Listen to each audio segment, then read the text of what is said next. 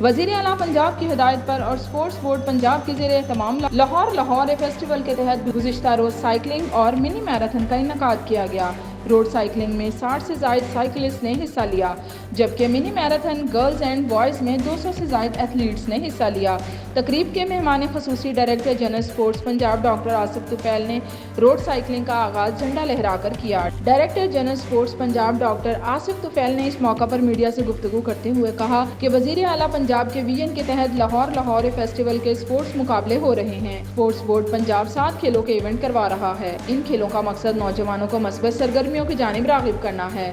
نوجوان social media کو چھوڑ کر کھیل کے میدانوں میں آئیں۔ اسپورٹس بورڈ پنجاب جیتنے والے کھلاڑیوں کو اسکالرشپ دے گا۔ کھلاڑیوں کی پنجاب کی سطح پر ٹیمیں بنائی جائیں گی۔ ماہر کوچز سے تربیت دلوا کر قومی مقابلوں کے لیے تیار کریں گے۔ اسپورٹس بورڈ پنجاب نے سالانہ اسپورٹس کیلنڈر 2023-24 بنایا ہے، جس کے تحت اسپورٹس کے مقابلے ہو رہے ہیں۔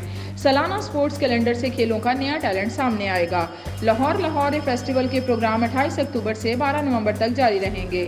10 کلومیٹر روڈ سائیکلنگ لبرٹی چوک سے صدیق ٹریڈ سینٹر، کینال، فیروز پور روڈ اور کلمہ چوک سے واپس لبرٹی چوک پر اختتام پذیر ہوئی۔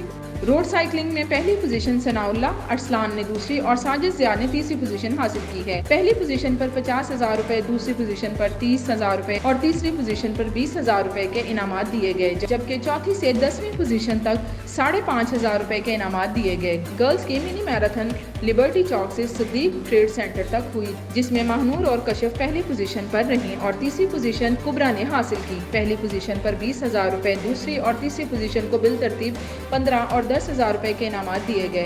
چوتھی سے 10ویں پوزیشن تک ایتھلیٹس کو 5,500 روپے انعام دیا گیا۔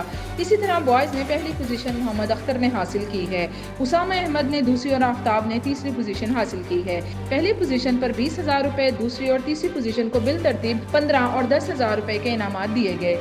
D G sports Punjab doctor Asif Tufail نے کھلاڑیوں میں انعامات تقسیم کیے۔